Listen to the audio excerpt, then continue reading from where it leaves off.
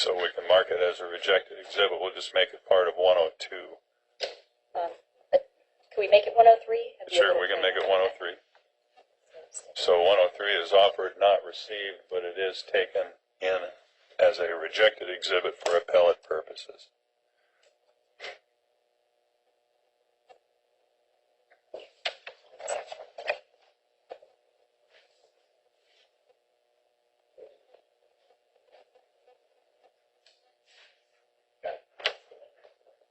Any further stuff? Oh, okay, other paperwork, sir? No, the only further thing I have, period, is the statutes that I want quoted and read. Okay, and so, sir, That clearly explains the outcome of this case. yeah, and so we're going to get to that in just a minute, but ordinarily we start working on those kinds of issues when you're done with your case, and if you wish to call the deputy, let's do that first, and then we'll come right back to that, and I promise you we will address that.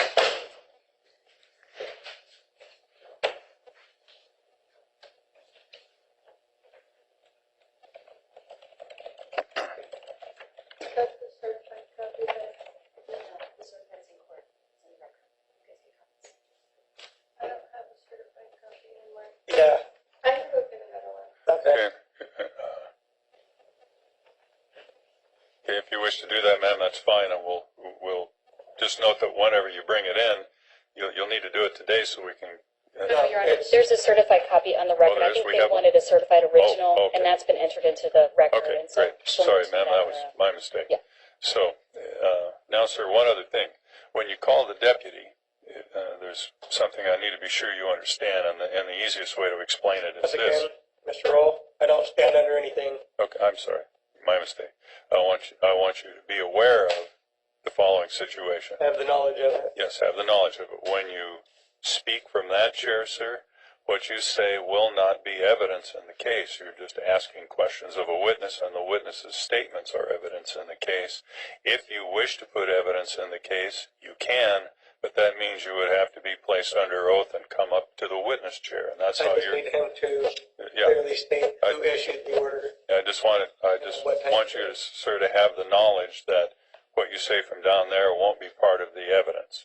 And if you wish to present evidence, which you can, you'd have to come up here to testify. You don't have to because it's your right not to do that. So with that, why don't we bring the jury back in? We'll have you call the deputy. We'll have him take the stand. You can ask him questions in front of the jury, and then we'll see where we go next. The first CD that she played, where it Yes, sir. showed Deputy McGuire approaching me and detaining me, Yes, sir. that is actually a very vital CD to have the whole thing, because he clearly states that Judge Branford told him to detain and arrest me. Well, Not that. Your Honor, perhaps we could play it because I have the whole CD and I don't want to mistry the case at this point. So I just wanted to cut out the portion where he admitted to making the videotape. But if you'd like, I can play that. Well, when I questioned him, because he specifically stated to me, Judge Branford told him that he wanted me to be detained and arrested for the recording in the courtroom. And he will, Yes. and Deputy McGuire will testify to that. I'm certain he will. He's reviewed the And video. not just that, an order was issued to have me detained, and he just so happened to pull in and see me and request to step in and detain me, because he told me on the recording that he was told by Judge Branford to detain me. okay, so sir, if I'm following what we're talking about, you're asking that the whole recording be played to the jury? Yes. And does the state have a problem with that? The reason that the state's hesitant, sir, is there are probably things on there that might ordinarily someone I don't who think there's is. anything on there that would.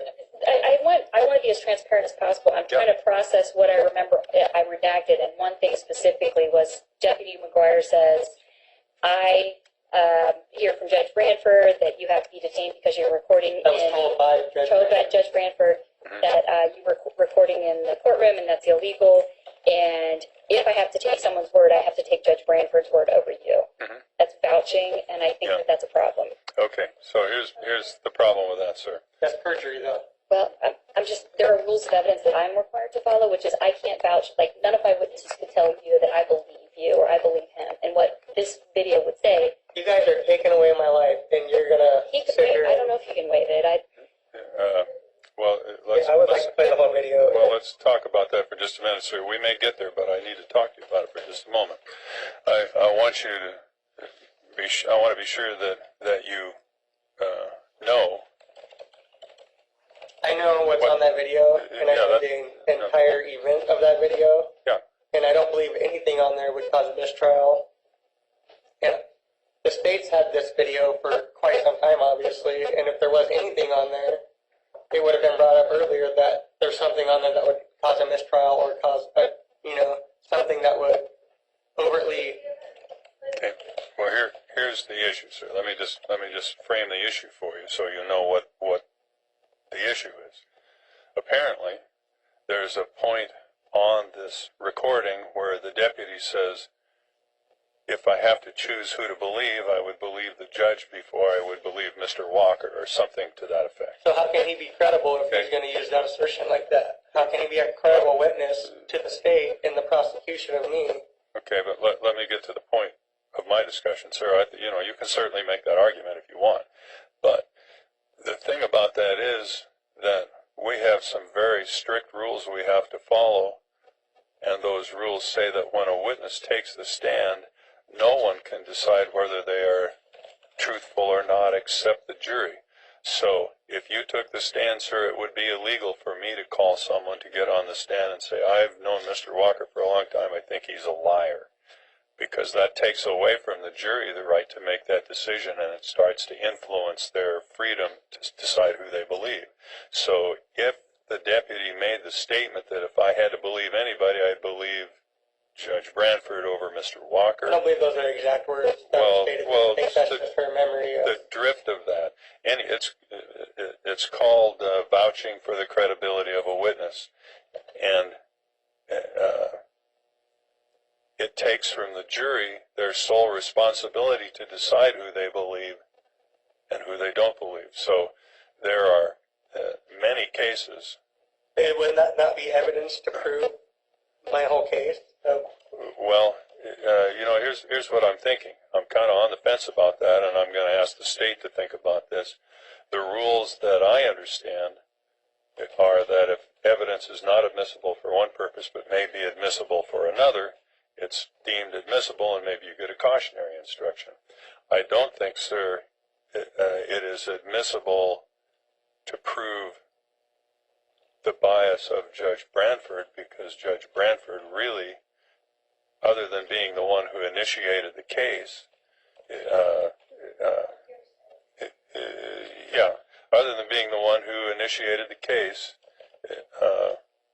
that doesn't really address the question of whether you did what you're charged with or you didn't. If he were a witness, you could certainly use it to impeach his credibility, perhaps. Well, Or the deputy, obviously a witness.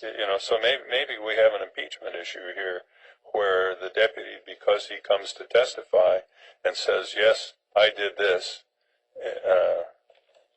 and you want to argue that there was really no valid reason for the deputy to arrest me or detain me. He did it because he was biased. Maybe it's admissible for that limited purpose. It would be impeachment and not substantive. So that's kind of what I'm thinking. This is a difficult question, sir. You've raised a very important issue that's difficult to resolve. So I don't know what the state's position is. Well, at this point, I believe that impeachment would only be appropriate if there was some indication that Deputy McGuire has, misstated the event. And so if Deputy McGuire is called back to the stand and said, yes, I arrested you because Judge Branford told me that he had evidence that you had committed this crime, there'd be no basis to impeach him with the video. He just admitted. And so until we get to that point, I don't think it's appropriate now. Yeah, okay. So a lot of times, sir, what gets into evidence depends on what happens before you make the offer. So why don't we just hold that for a minute? You can bring it up again. If you're going to call the deputy, let's see where that goes. And there may be something in your questions and answers with the deputy that would make that admissible. So is the video not going to be allowed to be fully viewed? Not just yet. But How I'm can it telling not? you, we'll have to come back and revisit that, but if you want to call the deputy, please do that, because that may give us more information from which I can make a better ruling, Okay, because so the it might question be to ask, admissible. I'm gonna ask him the same thing he's gonna say on the video, Okay, and then well, once he answers that, let's then go. that should be enough for you guys to play the video, because once he states it, then there's no difference in watching the video from his statement. Yeah, well, let's go ahead and call the deputy, and then let me figure out where we are, and I will. If I think it's admissible, sir, I'll let it in. If I think it's not, I'll tell you why, and we'll still receive it as a rejected exhibit in case I get it wrong on appeal. You can tell the appellate court's judge, "Oh, got it wrong. Send this case back and let everybody hear that." So let's do that. So if you're prepared to call the deputy, sir, we'll bring the jury back out and let you do that. Do you want to do that, sir? Yeah,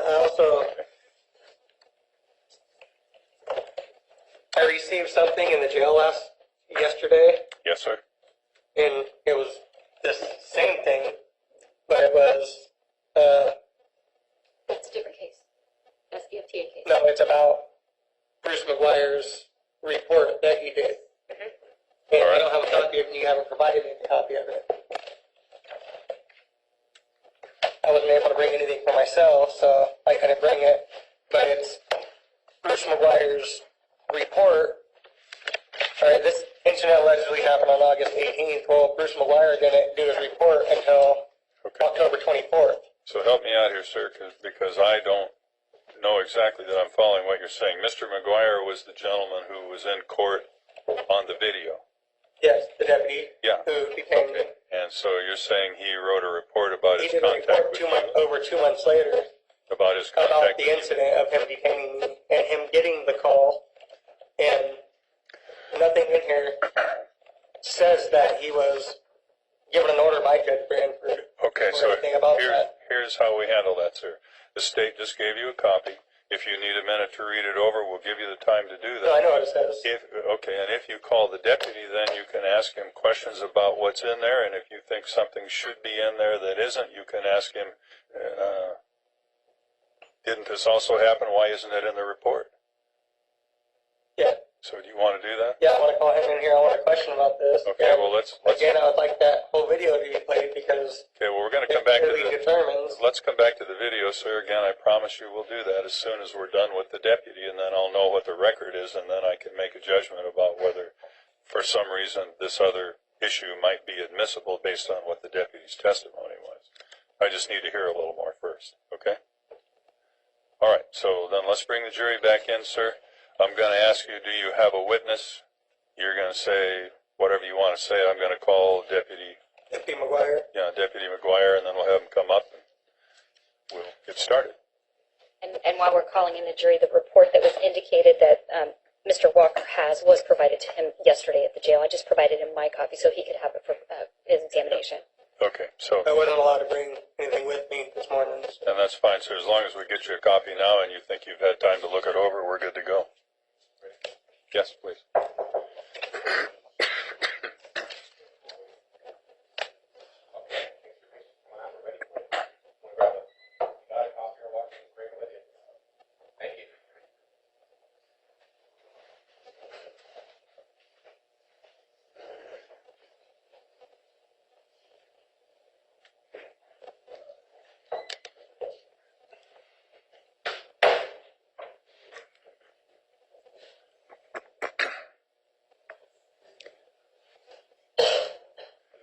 All right, members of the jury, thank you for your patience. And I think before the jury left, the state rested. Is that correct?